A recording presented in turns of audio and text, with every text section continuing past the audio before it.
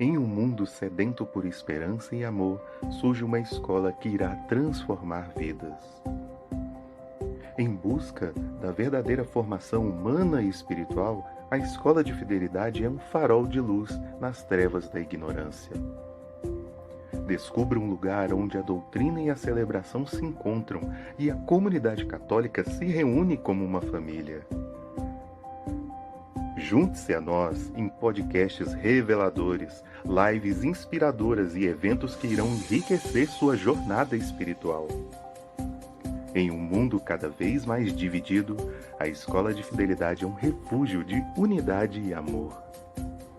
Aqui, o fogo da fé é reacendido e corações queimam nas dores de Cristo para levar a esperança aos sofredores. Se você busca uma formação completa, a Escola de Fidelidade é o seu lugar. Entre neste caminho de crescimento espiritual, onde a fidelidade de Cristo é o espelho que reflete em nossas vidas.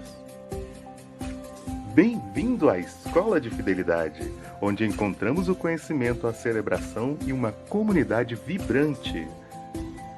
Descubra a força do amor e da graça. Esta é a Escola de Fidelidade.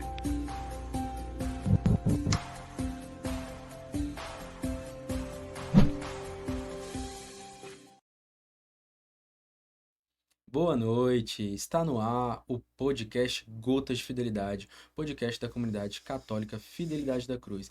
Meu nome é Henrique, faço parte da comunidade e também sou apresentador desse podcast. Estamos no episódio 203, que maravilha, que bênção, né?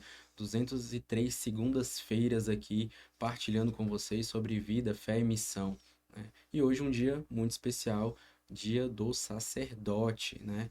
Então já é um dia bem temático, né? Além de ser uma graça nós termos um sacerdote em nossa casa de missão, né? Ali conosco, próximo ali, para nos dar a confissão, nos dar os sacramentos, né? Termos essa graça, nós temos a graça também de tê-lo aqui próximo conosco, nos auxiliando aqui no podcast e também hoje ele que veio estar aqui conosco, né? Nossas atividades estão toda segunda-feira, o podcast ao vivo no YouTube e no Instagram, sempre às 20 horas. Na terça-feira, às 12h15, nós temos Santa Missa em nossa casa de missão, que fica ali no setor de mansões de Taguatinga, Rua 12, Casa 3, né? E nas quintas-feiras temos atendimento de oração na paróquia São Vicente de Paulo, localizada ali em Taguatinga Sul, né? Ali na Vila Dimas. Temos também na sexta-feira a adoração ao Santíssimo às 20 horas e 30 minutos em nossa casa de missão e todo domingo às 11h30 da manhã nós temos a Santa Missa. Então nos acompanhe através do YouTube e do nosso Instagram. No YouTube é só colocar lá Fidelidade da Cruz que vai aparecer o canal da nossa comunidade. Já vai deixando o seu like aqui, né? Já vai compartilhando, deixando o seu like para que o YouTube entenda que o podcast é legal, né? Que você gosta desse conteúdo e que ele possa alcançar ainda mais pessoas, né? Porque dá um trabalho, galera, dá um trabalho ter essa estrutura, manter isso aqui, né? Dá um trabalho levar tudo isso até vocês, né? E também tem o Apoia-se, né? Do podcast. Você que quer nos ajudar, tem o Pix que você pode mandar eventos@escoladefidelidade.com.br eventos@escoladefidelidade.com.br e o apoia.se/Gotas de Fidelidade. Então você que quer nos ajudar a melhorar a qualidade, nos ajudar na evangelização, faça sua contribuição, pode ser qualquer valor.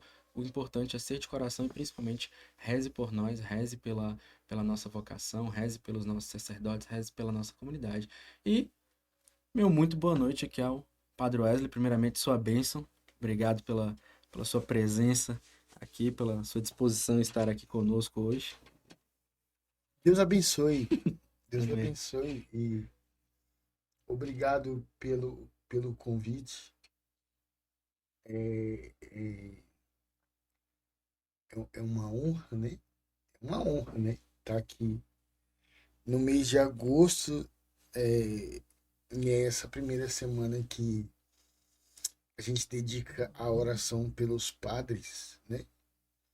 Pelos sacerdotes. É uma honra estar aqui.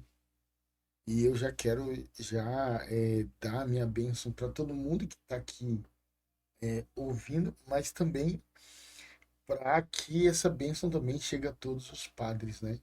E que tu também ajude teu padre com a tua oração, né? Teu pároco, teu diretor espiritual. A melhor coisa que um padre precisa é do apoio de oração. Então reze pelo teu padre. Amém. Isso aí, gente. Vamos sempre não se esquecer de rezar, né? Pelos padres, porque assim como eles doam muito, né? Eles também precisam bastante da nossa oração para se fortalecer. Então, começar contando como que começou, né? Essa, essa história de Wesley para Padre Wesley, né?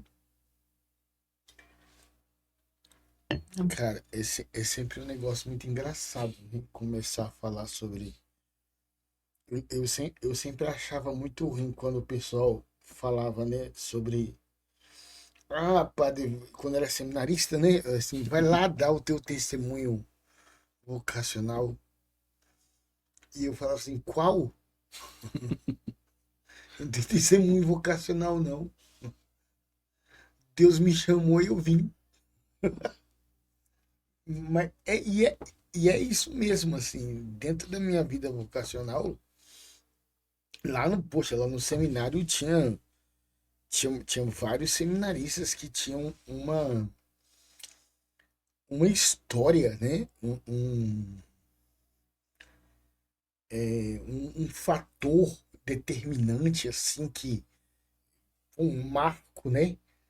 Antes e depois.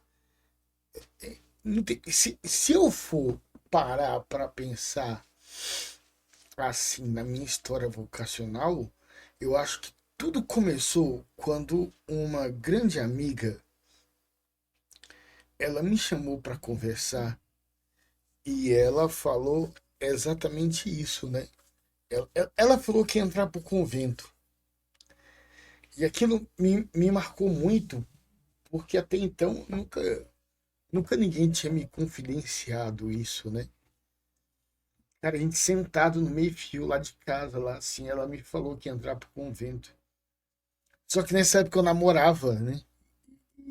E assim, mas o negócio ficou meio que reverberando na cabeça, né? Não, pô, se ela vai entrar pro convento, né? E a gente curtia as mesmas coisas, a gente era do mesmo grupo jovem, a gente teve um processo de conversão assim quase parecido. Bem, aí o processo começou. E isso ficou muito na minha cabeça. Só que eu tava arriado, né, velho? Eu tava apaixonado, né? Eu tava já me planejando para casar. É, pronto, ficou muito na minha cabeça. O noivado terminou, eu cheguei a ficar noivo, né? Compramos lá muita coisa de casa lá, tal. Coisa de casa, né? Armário, é, coisa de cozinha, essas coisas todas assim. E o noivado acabou, mas não acabou assim, de um modo abrupto, no sentido de que vou terminar o noivado para entrar pro seminário. Não, o noivado acabou porque a gente era muito amigo, né? A gente era muito amigo e não existia aquele elan de princípio matrimonial, né? Existe uma amizade e tava na cara que o negócio não ia dar certo. Aí eu, pronto, já vi, depois que a gente vai ver que isso é um projeto de Deus, né? Na nossa vida e tudo mais. Pronto, daí eu entrei, isso aí era lá pro ano de 2001. Eu comecei meu processo vocacional conversando com. O noivado terminou em 99. E eu comecei, final de 99, né? E daí eu comecei as conversas com o padre sobre direção espiritual em relação com o padre George, né? Que não é mais da arquidiocese. Então foi em 2000 que começou o meu processo vocacional e que eu fui parar e realmente, né, me dedicar. Eu ia pro Santíssimo. Eu tinha um trabalho, eu trabalhava numa empresa de alarmes que tinha lá uma escala, né? É empresa de alarme comercial residencial. Então eu trabalhava 12 horas e folgava 20. do- Trabalhava 12 e folgava 12. E no final de semana era um plantão de 24 horas. E entre aspas, então eu tinha tempo, né? Então eu ia lá pro Santíssimo e ficava lá. Passava a tarde inteira lá rezando. Foi isso que me ajudou. O meu processo vocacional começa mesmo diante do sacrário, né? Junto com as direções do padre. Eu ia lá pro sacrário e ficava lá a tarde inteira lá rezando e fazendo aquela velha pergunta: é padre mesmo, né? E pra quê? Pra quê que tu quer ser padre, né, velho? E a resposta não vinha, claro, obviamente, né? Vocacional. Na linguagem vocacional, tu sabe que nenhuma pergunta ela vem muito clara, né? Pronto, mas aí a gente vai entendendo aos poucos, né? E aí, no final de 2000, foi o ano 2000 todo, fiz o encontro vocacional e pronto, chegou lá no final do ano, eu recebi a carta dos padres. Antes eu tinha feito um encontro vocacional dos frades franciscanos, os frades menores. E eu detestei. Eu achei ruim pra caramba. Porque eles ficaram me enchendo o saco. Porque se eu era da renovação, se eu não era. E eu já fiquei puto com aquele negócio lá. Eu falei assim: esses caras são. Ah, aí não levei a sério, não. Não levei a sério porque eles também não se levavam a sério, né? Eu tô falando de todos os franciscanos, não, né? Tô falando daquela época lá que os caras eram chatos. Aí eu voltei e fiz o encontro vocacional aqui na diocese. Fiz o encontro, pronto, recebi a carta, então fui aprovado e entrei no seminário no ano de 2001. E foi assim mesmo, assim. Por isso que eu falo assim, ó, fala a tua história vocacional. Assim, que história. E mas o mais interessante é justamente isso, né? Porque todo mundo espera aquela coisa assim, aquele evento incrível e abrir os céus, eu recebi aquela mensagem, mas é no ordinário, né? No dia a dia, nas pequenas coisas ali que os chamados acontecem. E aí vem o mais importante de tudo isso, né? A resposta, né? Igual quando o senhor começa a falar. Ele me chamou e eu vim. Eu disse sim. E aí o processo que se dá desse sim e perpetuar nesse sim é que se constrói a história de santidade, o caminho de santidade, e é que a gente se abre para ser esse instrumento, né, da graça de Deus, né? Até o catecismo ele fala que Cristo tem o sacerdócio pelo qual Cristo conduz e edifica a igreja, né? E como que é isso para o Senhor? ser aquele que conduz ali o rebanho de Cristo, ser esse instrumento vivo nas mãos de Cristo ali, né? E como que isso vem para moldar, né, a consciência, a identidade de quem é o Padre Wesley hoje. Olha, o padre, o sacerdote, ele realmente talvez o termo persona Christi, ele tá muito na boca das pessoas, mas ele não chega muito à profundidade do que é, né? É ser a própria pessoa de Cristo. Sobretudo no sacramento da penitência e sobretudo no sacrifício eucarístico. É, é, é o Cristo que se dá por inteiro, né? É uma constante, um constante esforço, assim, pessoalmente falando, de que eu considere o meu momento sacerdotal por excelência numa confissão e numa celebração da Eucaristia. Porque é exatamente ali que, que a coisa toma sentido, entende? É aquela velha coisa assim, do tipo assim, a gente não vai lá tirar o. Eu posso estar errado nesse negócio, mas assim, não é que a gente vai tirar o sentido do ministério. Cara, o ministério já tem sentido. É o próprio Cristo. Ah, qual é o sentido da minha vocação? O sentido da minha vocação eu vou lá buscar nela. A vocação já tem sentido nela mesma, né? Carece a mim eu ir lá e me adentrar naquele negócio, né? Aquilo que São Paulo falava. Minha vida está escondida em Cristo. E eu vou lá procurar a minha vida. Minha vida está ali. É por isso que a gente chega a dizer, não assim de maneira poética, né? Mas de uma maneira bem na prática, consistente, a gente existe para isso. A gente começa a perceber que a nossa existência sacerdotal, a nossa existência enquanto pessoa, ela se dá no altar. Por isso que eu gosto muito daquela música que canta no ofertório, que fala que minha vida tem sentido cada vez que eu venho aqui. Mas não é porque eu vou dar sentido ao sacrifício de Cristo.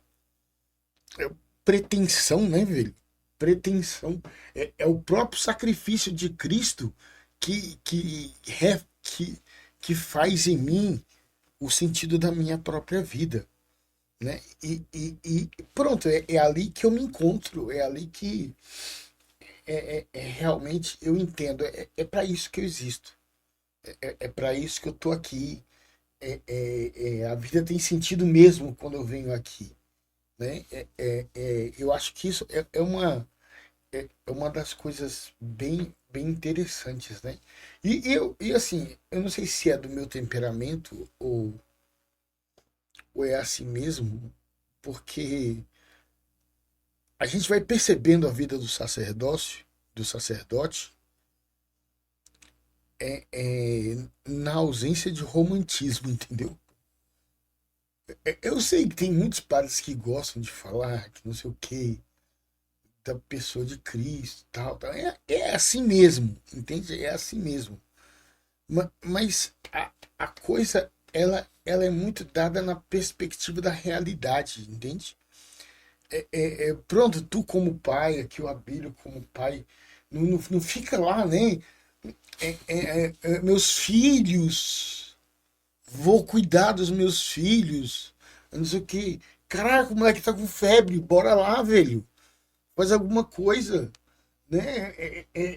Tá passando por isso. Tem alguma dificuldade no processo educacional, bora, se vira. A questão da vida sacerdotal, ela tá muito dentro disso, né? Eu sei que existe os romantismos da vida sacerdotal, mas eu acho que o negócio mesmo é isso aí. Vai lá pro hospital, vai lá no cemitério. vai pra Missa das Rosas atender confissão até morrer, de meio-dia a 4 da tarde, de 7 da noite até 11 horas. Um friozinho bom que só que tava, né? Agora tá massa, né? Depois, quando entra o calor, aí o negócio fica mais calvário, né? Mas é isso. É a vida sacerdotal, ela se dá no exercício mesmo do sacerdócio, né? No exercício. Eu acho bonito, né? Eu vejo os padres idealizando as coisas, né? É, é, não está errado, não está errado, mas é coisa de temperamento mesmo, né? Fleumático tá nem com essas coisas, né? Não vai lá para prática, né? Tem que confessar, eu vou confessar, então pronto. Tem que celebrar, pronto, tô aqui. Tem que ir pro cemitério, cheguei. E eu acho que a vida sacerdotal, ela tá muito ligada a isso, né?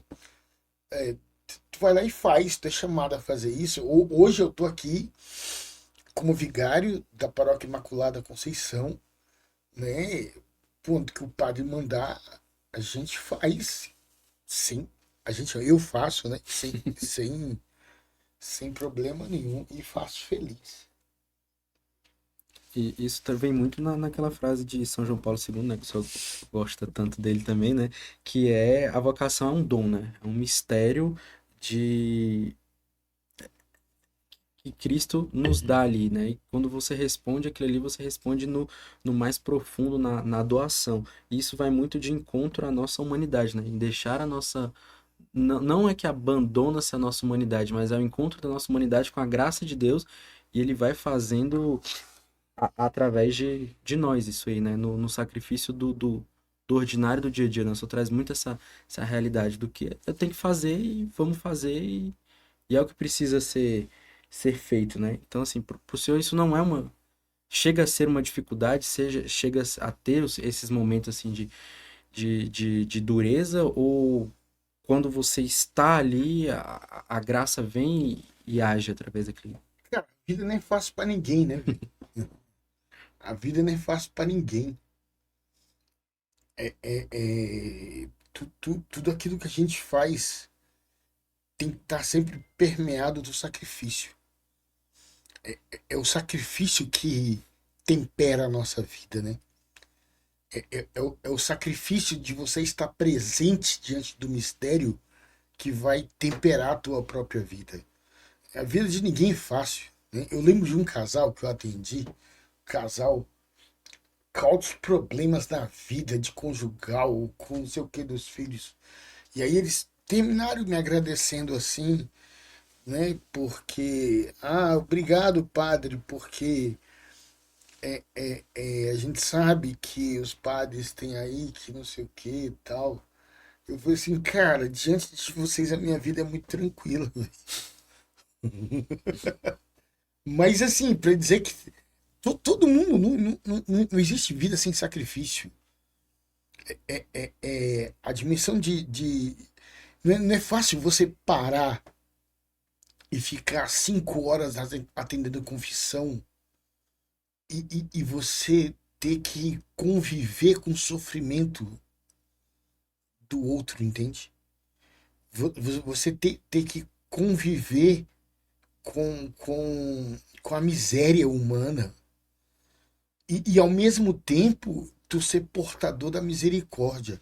Quando João Paulo II falava do dom e mistério, ele falava muito, ele tinha por detrás disso, ele tinha que é um dom porque é Deus dá e é um mistério porque ele não é só aquilo que tu tá vendo com os olhos, né? Ele é mistério. A palavra mistério, ela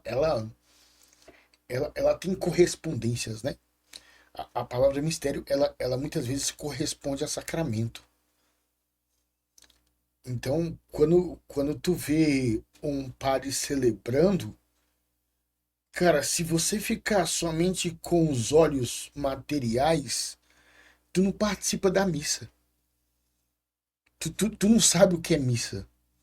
Se tu olha para um casal, né? Tu olha para tu e para Carol com um olhar material, né? Pensando no quanto tu vai gastar, pensando no que tem que dar, tu sabe que é casamento, né? Casamento é mais do que. É um mistério porque não tá disponível aos olhos humanos. É mistério porque é sacramento. É sinal sensível e eficaz da graça de Deus. O que tu vê com os olhos é só o sinal. É o sinal que aparece. Só que por detrás do sinal existe uma presença. E é essa presença que tempera a nossa vida. É essa presença que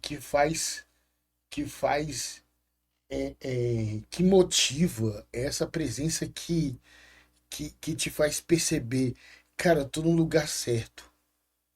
Tô no lugar certo. Difícil é para todo mundo, né? Com todas as dificuldades que tem, limites humanos, limites psicológicos, limites mesmo da própria humanidade, isso aí para qualquer um tem, mas quando tu para e percebe que tu tá inserido, isso não só para mim, mas para quem é casado, né? E ainda mais esses dois sacramentos, né? Que o catecismo coloca lá como os sacramentos de serviço. Esses sacramentos de serviço, eles estão muito para o outro. Para o outro e se dando ao outro.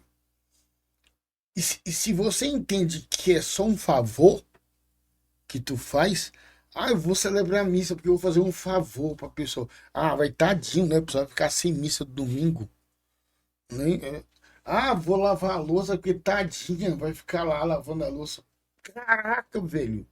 É só isso. Não, não é só isso, né? Está para além daquilo que nossos olhos podem ver. Então, ninguém mais melhor, ninguém mais atualmente, contemporaneamente, para falar disso do que o Papa João Paulo II, quando ele fala desse dom e mistério, quando ele fala da Eucaristia, né? Na eclésia da Eucaristia, quando ele começa a falar do mistério do celebrar, né? Da questão da fé e da razão, da questão do resgate do homem em si mesmo, né? E de tudo aquilo que foi, né, fecundo o ministério do Papa João Paulo II. Sim.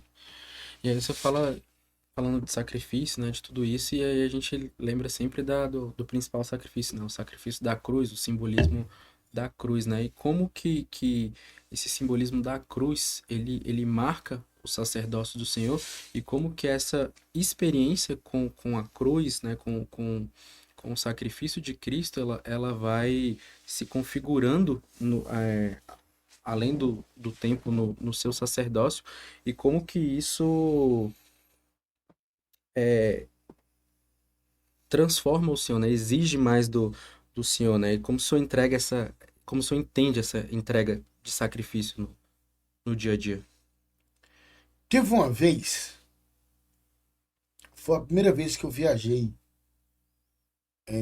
para fora do país, que eu fui na Jornada Mundial da Juventude de Madrid. E eu fui com o povo do neocatecumenato. Eu era pároco de uma paróquia lá da Nossa Senhora do Carmo, e lá tinha a galera do caminho lá, né?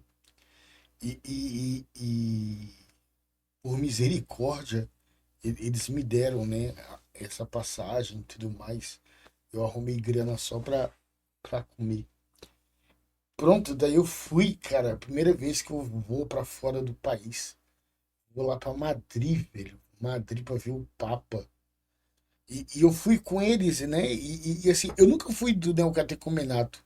Na verdade, nunca fui de nada, né? Eu sempre. Eu vim do grupo jovem.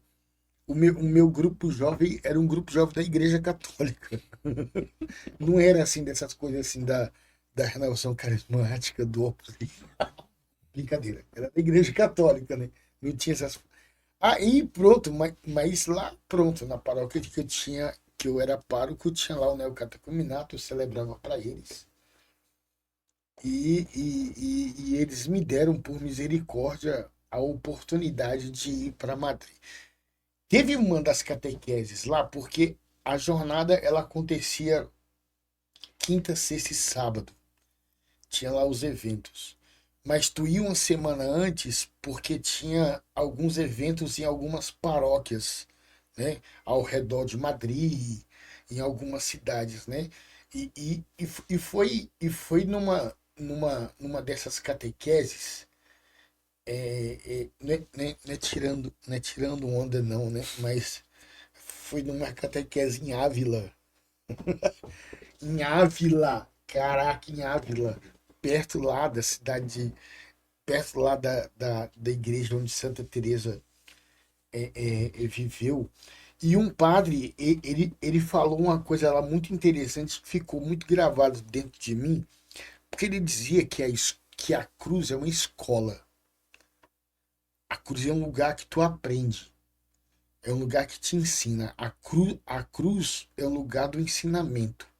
O Calvário, ele tem por detrás um fator educacional muito forte que te capacita para o sacrifício, que te capacita para tu viver a persona Christi, né?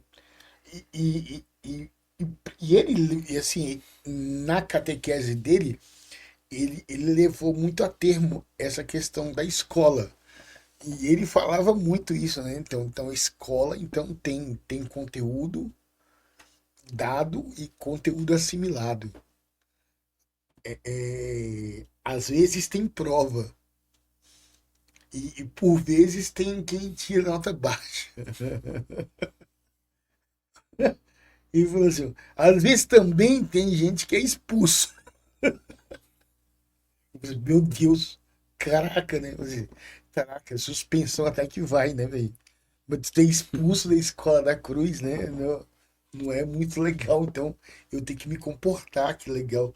Tem horas que tem horas que tu é chamado na direção para você prestar conta lá, né? E isso ficou muito forte dentro de mim, né? De modo que toda a realidade da Jornada Mundial da Juventude de Madrid, que foi uma coisa espetacular, assim, eu nunca vivi uma coisa tão forte como aquela, de ver a igreja, a, a, a, a dimensão católica da igreja, né? Até então a gente ficava naquela coisa, sabe? Não, a igreja católica tem no mundo inteiro.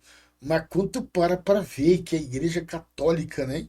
Em Madrid e lá tinha nego na Nova Zelândia, tinha católico da Índia, velho, tinha católico dos Estados Unidos, tinha católico da Escócia, católico da Argentina, até da Argentina tinha. E aí tu participava tu via aquilo ali, era muito. Mas o que ficou muito gravado dentro de mim foi isso. Então, a partir daí, a cruz tomou um, um, um, um tom muito sério na minha vida, né? Isso vai crescendo cada vez mais e parece que o negócio não para, né? Porque, cara, onde é que eu fui parar, né? Eu fui parar na fidelidade da cruz. Eu fui parar na fidelidade da cruz, né? E isso faz muito sentido na minha vida, né? Lá, quando eu tô lá na capela, parado, olhando para a cruz, lá, agora eu tô meio monge, né? Lá na comunidade, não tem, não tem ninguém lá assim, eu sou um mongezinho lá, dia de semana. E quando eu paro e olho assim para a cruz e percebo toda essa realidade da minha vida, E isso fica cada vez mais forte, né? Mas não é que eu fique romanceando o negócio, né? É a cruz enquanto escola, enquanto aprendizado, né? A cruz enquanto vivência mesmo da vida ordinária, né? O extraordinário, ele acontece, né? Na nossa vida. É, acho que é isso aí, velho. Não sei se eu respondi, é isso aí Não, mesmo. perfeito, fato perfeito. Padre, e assim, a cada tempo que passa, né, o mundo vai ficando cada vez mais secularizado, né, a rejeição à verdade, aos valores e tudo mais. Como que é evangelizar hoje, nesse meio tão, tão secularizado? A gente tem muitas ferramentas hoje, né, as pessoas têm muito acesso, mas pouca profundidade, né, pouca vivência daquilo que é pregado. Como é fazer essa evangelização hoje? Olha, não é fácil, não. Não é fácil porque a questão da secularização, ela é cultural, né? E quando fala cultural, é porque impregna na vida das pessoas. Isso influencia no modo como as pessoas pensam. As pessoas, elas pensam de modo materialista. Elas pensam com pouca profundidade. O modo delas conceberem a realidade é muito comprometida com a superficialidade. Então, isso é anti-humano. Isso é anti-humano, porque a humanidade em si, ela tem capacidade. O fato de tu ser corpo e alma, você se composto de corpo e alma, eu falava isso na missa, né? Nós somos seres de fronteira. Nós transitamos na realidade material e na realidade espiritual. Isso deveria nos fazer perceber a realidade de maneira diferente, de uma maneira mais profunda, sabe? Que a gente pudesse realmente entender que o material é só um meio, e que o espiritual é um fim. Só que o nosso vício, a nossa tara de pensar de maneira superficial, faz que a gente fica confundindo esse negócio, entendeu? E isso é um problema sério, porque é difícil você falar de coisas profundas para pessoas rasas. E o nosso desafio é exatamente esse, né? Você numa pregação, você numa palestra, numa conversa, numa direção espiritual, você arrancar aquela pessoa daquela materialidade que ela está vivendo tão grande. E assim, só um dos pontos, porque a gente não para para pensar nisso, né? Mas um dos pontos de sintomas dessa materialidade é a própria ansiedade, é a própria realidade do consumismo. Um dos sintomas dessa falta de profundidade é você ter vãs preocupações. A falta dessa profundidade a qual o Evangelho sempre nos convida, de sermos verdadeiramente católicos, é o que faz a gente crescer nas nossas superstições. De achar que a parada vai se dar do dia para noite, né? Entende? E eu entendo religião assim. Eu entendo religião como uma coisa que eu vou lá buscar e pronto, Deus tem a obrigação de me dar. Assim como o mundo me dá. Eu acho que nem o mundo é assim, né? Porque o mundo, na realidade, ele necessita dos teus méritos, né? Das tuas capacidades, da tua competência em você adquirir certas coisas. Dentro da vida espiritual, as pessoas não querem ter nenhum tipo de competência. Elas querem receber de modo imerecido. Deus dá para todo mundo, né? Assim, pô, Deus dá para todo mundo. Se a gente não merece nem o que a gente tem, a gente não merece nem estar vivo aqui. Mas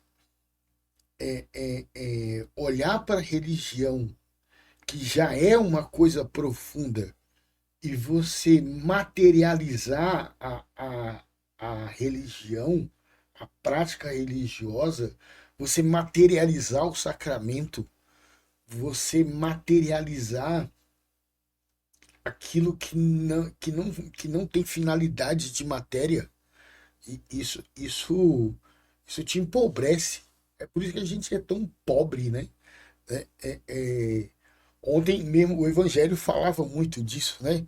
É, é, o, o cara disse: Ah, eu digo para mim mesmo. Então eu digo para mim mesmo, meu umbigo, meu caro, tu tem muitas coisas para fazer. Cara, é o diálogo mais sinistro que existe, né? Eu tenho para mim mesmo, então goza, come, bebe, descansa. Descansa. Louco!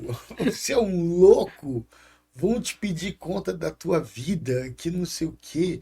E aí tu vê assim, ó, pô, o cara é tão rico que só tinha grana, né, velho? O cara é tão rico que só tem dinheiro. Poxa, tu vai fazer com um cara desse? E isso é só reflexo, isso é reflexo, é sintoma dessa sociedade sinistra que a gente vive, né? Hoje em dia. Sociedade totalmente hedonista, né? Todo mundo focado no ser, no ter, no pra quê, no use o outro até onde puder e se vale nisso. E dentre a vivência, né, de um sacerdote, estando à frente da paróquia não estão, pá, tem a questão da relação com o leigo, né? Como que o leigo, principalmente o jovem, ele pode ser essa força de ajuda do padre, da comunidade, né? Como que o senhor enxerga isso, né? E como que a gente pode ser realmente efetivo, né? No nosso apoio a essa missão. Cara, é pelo sacramento. É sacramento, velho. O que forma a igreja é sacramento. É sacramento. As pessoas. Nós padres temos uma missão hoje muito forte de levar as pessoas para o sacramento. Eu não reclamo quando eu fico aí atendendo confissão. Eu não reclamo, não. Eu acho isso muito bom. Eu já acho estranho, é muito sinistro os caras que não querem atender confissão. Que fica marcando lá meia hora para atender confissão. Esses caras que são que bagunça a igreja. A gente precisa de gente que vá atender confissão, que celebra a missa. O que a igreja precisa é de sacramento. É de sacramento. É tu se santificar a partir do sacramento. Porque na prática, o que acontece? O que antecede o sacramento da penitência? O famoso exame de consciência, aonde o Espírito Santo ele revela você a tu mesmo. O sacramento da penitência ele te orienta para o bem. Tu tá lá mergulhado na merda dos pecados capitais, infringindo os 10 mandamentos, e o Espírito vai te orientar, vai assim, ó, tu não tá no lugar certo. Aí tu vai lá pro sacerdote, vai contar teus pecados. E ali acontece a misericórdia divina. Deus vai te dar um abraço. Vai te dar um abraço de filho pródigo, de filho mais velho. E vai falar assim, agora tu vai pra missa. Aí tu vai pro sacrifício, né? Tu vai pro sacrifício redentor. E ali, devidamente confessado, em estado de graça, tu vai confessar e, e tu vai para casa responder à vida, né? Dando resposta à vida da responsabilidade, da esponsalidade, dos compromissos da vida. E aí pronto, tu vai viver a tua vida ordinária marcada pela misericórdia e marcada pelo santo sacrifício da missa. É isso que santifica a vida de um ser humano. Então, o que vai salvar o mundo e que sempre salvou, isso não é nenhuma novidade, é o sacramento. É a vida de sacramento. A vida de sacramento, você lembrar, bicho, tu é esposo, porra, então faz coisa de esposo. Tu é padre, então faz coisa de padre. Né?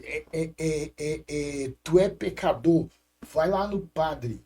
Ah, tu precisa do Cristo vivo na tua vida. Me confessa em estado de graça, vai lá e como tá doente, recebe a unção dos enfermos. Lembrar que tu é filho, né? Lembrar que tu é filho de Deus, lembrar que tu tem dentro de si os dons do Espírito, porque tu é crismado. Cara, é isso que fundamenta a nossa vida de fé. Isso não é nenhuma novidade, isso aí os santos já falavam isso, né? Por séculos, né? Isso é É a igreja base da igreja católica, há né? há muitos e muitos, É, muitos a anos. igreja é sacramento, velho. A igreja é sacramento. Não é à toa que o Papa João Paulo II próprio falava que a igreja é como se fosse um sacramento, né? Por que é bom falar dos sacramentos? Porque nesse mundo da instabilidade, né, uma coisa que eu tenho repetido muito nas missas, neste mundo das instabilidades, a gente vê o sacramento como uma das únicas coisas que nos dão ideia de estabilidade. É estável, é estável. E não adianta a gente ir para um lado ou para o outro, né? A gente percebeu isso na perspectiva de igreja, né? Eu sempre falo isso na missa, né? Porque é, eu. Bicho, eu não lembro qual foi o último dia que eu vi televisão. Eu não lembro. Eu nem sei se existe. Existe ainda televisão para vender? Existe e vende bastante, viu? Cara, eu não vejo televisão para vender, Vende né? Também muito. eu não sei, mas o que nós vimos agora com a morte de Francisco, a eleição de Leão, foi assim, a galera toda tudo pendurada nas redes sociais sabe, em uma certa solidariedade de luto com o Papa, nego que nem era católico, nego que nem era católico, mas se comoveu ali. Também nem era católico, mas ficou feliz porque, caraca, temos um leão agora. E aí vai rugir. Não, mas temos um leão. O nome é legal, né? O nome é forte. Cara, e até hoje, né, tu vê o que ele fala, é o Papa realmente inspirado para falar nisso, dessas coisas. E a gente percebe, isso são, a igreja sempre é um ponto de estabilidade, né? Simbolicamente, nós estamos no mar, na barca de Pedro. E o mar ele é instável por natureza. E a barca de Pedro é estável também por natureza. Porque ali está Pedro, né? Ali, e se está Pedro, está Cristo. É sacramento, velho, que a gente precisa. É de sacramento. Nessa linha de sacramento, padre, que conselhos, né? Imagino que também vai ter a vivência dos sacramentos, mas que conselhos o senhor dá para o jovem que recebeu esse chamado da vocação sacerdotal? Tem um cara que eu não lembro mais o nome dele. Ele é um escritor brasileiro. Eu esqueci o nome dele agora. Fizeram essa mesma pergunta para ele. E ele respondeu de uma maneira muito doida. Ele falou assim: o conselho que eu dou pro jovem é para ele crescer, ele amadurecer. Comece por aí. Pare de ser Deixa de ser vire jovem, adulto. vira adulto, amadurece. Jovem é um saco, né? Eu tô brincando, gente, pelo amor de Deus. Mas é um conselho que a gente dá para os jovens hoje, amadureça. Sai daquele romantismo, né, que o senhor falava, né? sai do romantismo e sai da infantilidade. O jovem de hoje, ele é infantil. Ele não é um jovem. Porque o jovem, ele tem anseios, né? O jovem em si. Nelson Rodrigues, ele mesmo que falava. Jovens envelheçam. Envelheçam, amadureçam, né? Nelson Rodrigues, saudoso Nelson Rodrigues. Ele falava esse negócio. Era porque hoje a experiência mesmo do jovem é difícil se falar do jovem, né? Porque o jovem, quando ele vai se tornar jovem, ele já tem 25 anos. Ou 30 a mais. Um dia desse, a mulher me perguntou, né? O pessoal fala que assim, eu queria conversar com um padre que é psicólogo. Eu falei assim, que psicólogo, cara? Eu sou psicólogo, não, eu sou padre, fala sério. Não, mas eu fiz sabendo que eu só atende.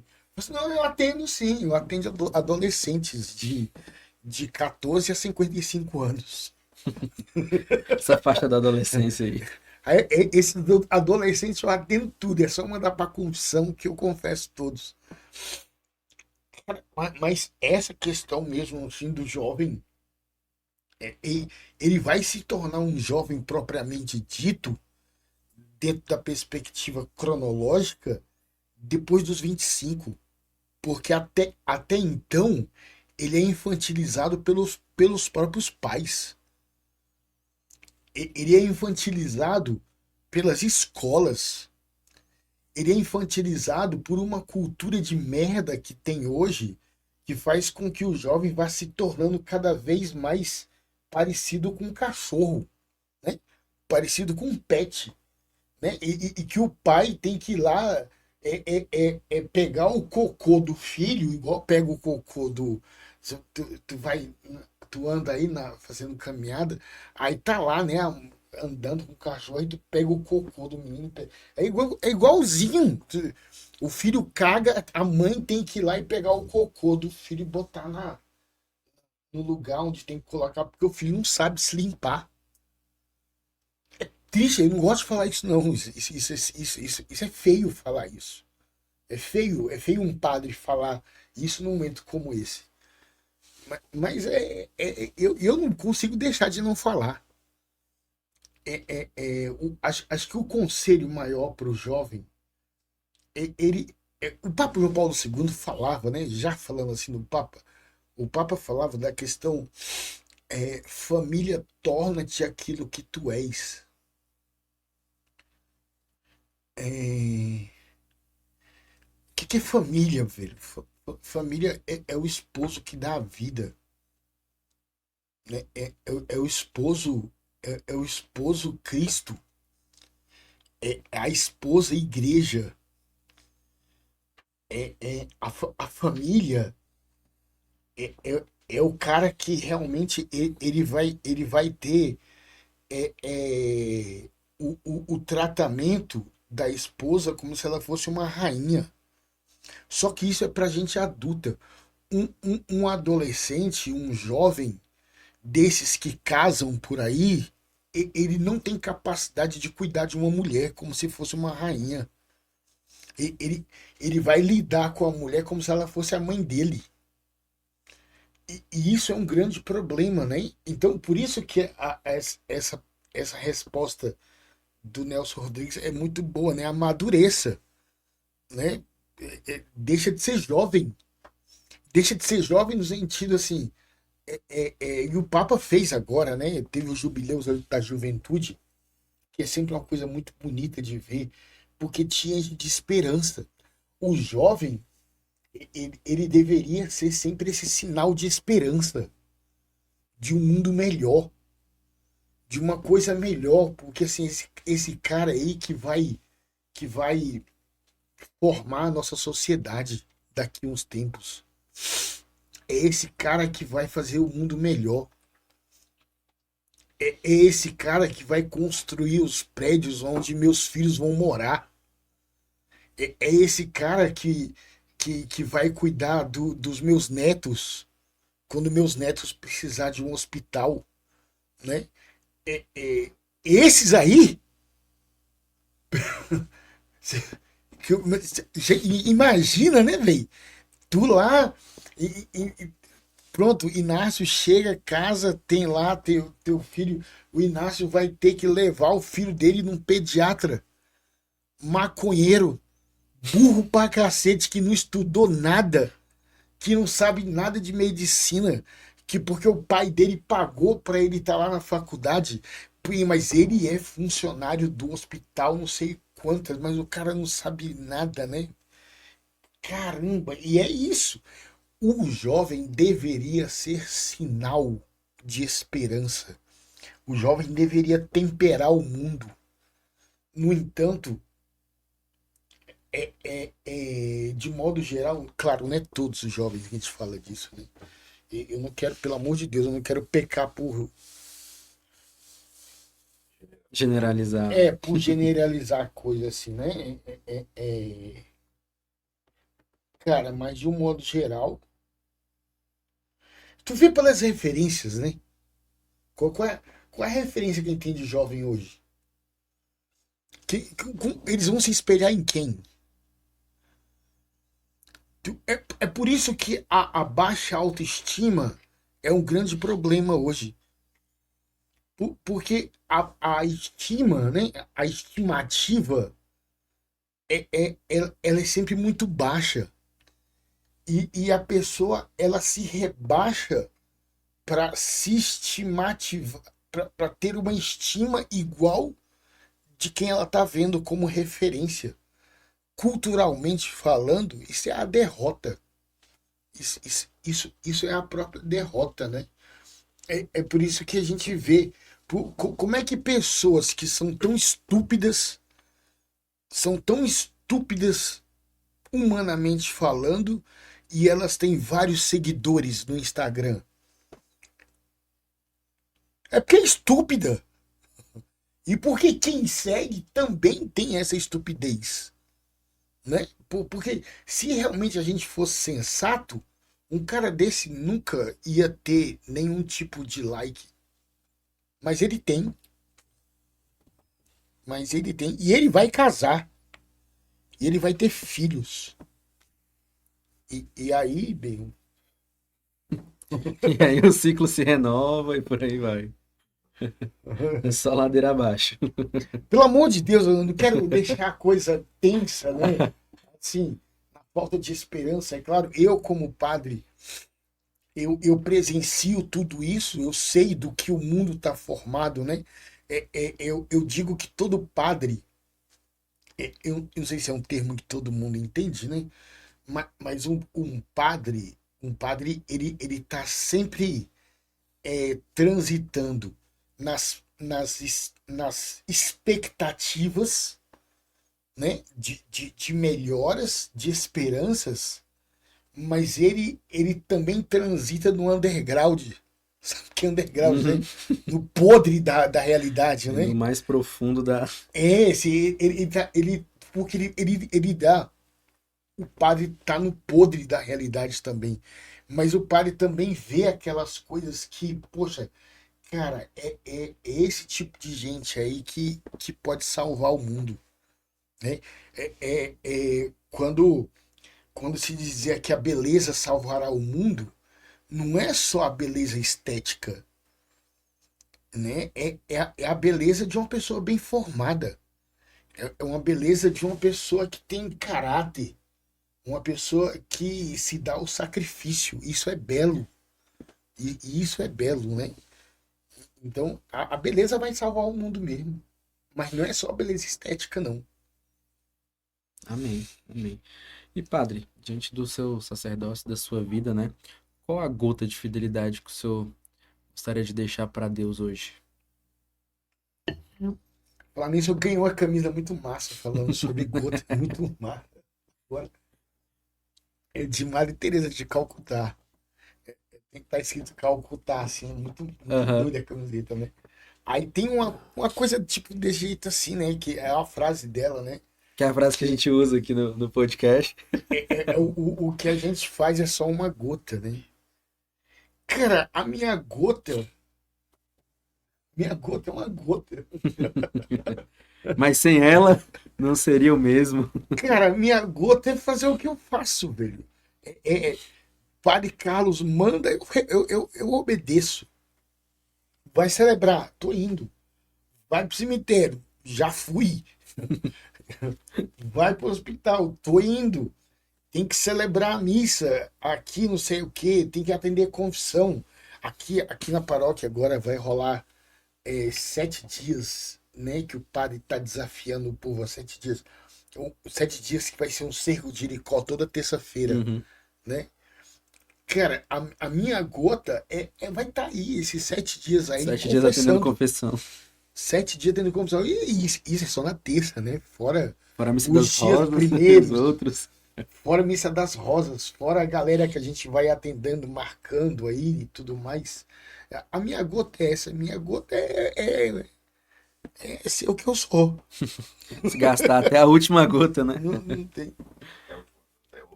É, velho. Tinha um amigo meu que ele falava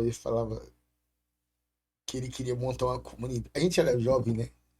E aí, lembrando de uma música, que eu não vou falar o nome da música, mas ele falava assim, ó, rezando tudo até a última conta. Rezando tudo até a última conta. Ele falava, vamos fazer tudo até da última gota. Padre, mas assim, só agradecer a sua presença aqui, né? Que o senhor dispor desse tempo conosco, né? Da sua paciência, da sua caridade de estar aqui, né? A gente sempre encerra com a oração da Escola de Fidelidade, mas hoje, além da oração da Escola de Fidelidade, a gente tem a bênção. Hoje a gente tá bem servido, né? Então o senhor pode começar e eu vou fazendo a gente vai revezando nas partes. Em nome do Pai, do Filho e do Espírito Santo. Pai misericordioso, Deus Todo-Poderoso, Tu és a fonte da luz e da sabedoria. Concede-me um coração ardente, fiel e sedento à Tua vontade, para compreender as Tuas obras e responder ao Teu chamado à perfeição. Jesus crucificado, servo sofredor e filho de Deus, desejo permanecer aos pés da tua cruz, ao lado da Santíssima Maria, sua mãe e nossa, e diante de suas dores, cultivar um amor filial a Deus e perseverar na vivência da tua palavra. Espírito Santo de Deus, Consolador fiel dos aflitos, derrama teus dons durante minha jornada evangélica e fortalece minha decisão de prosseguir com coragem ao encontro dos sofredores e pequenos, anunciando o Evangelho com alegria. Ó Santíssima e Indivisível Trindade, que é essencialmente dom de si, é amor em sua realidade original e infinita, fortalece-nos para testemunhar e viver a comunhão à tua imagem e semelhança. Nossa Senhora das Dores, rogai por nós. São Tomás de Aquino, rogai por nós. São João, apóstolo e evangelista, rogai pela comunidade católica Fidelidade da Cruz e por todos da Escola de Fidelidade e pelo mundo inteiro. Amém. Se eu possa nos dar a bênção, Padre, para que a gente feche, né, esse episódio abençoado. O Senhor esteja convosco. Ele está no meio de nós. Pela intercessão da bem-aventurada Virgem Maria, pela intercessão do Santo Curadás, desça sobre vós e permaneça para sempre a bênção de Deus Todo-Poderoso. Em nome do Pai, e do Filho, e do Espírito Santo. Amém. Amém. É isso, gente. Paz. Chegamos ao final de mais um episódio. Nos vemos segunda que vem. Fique com Deus e até lá.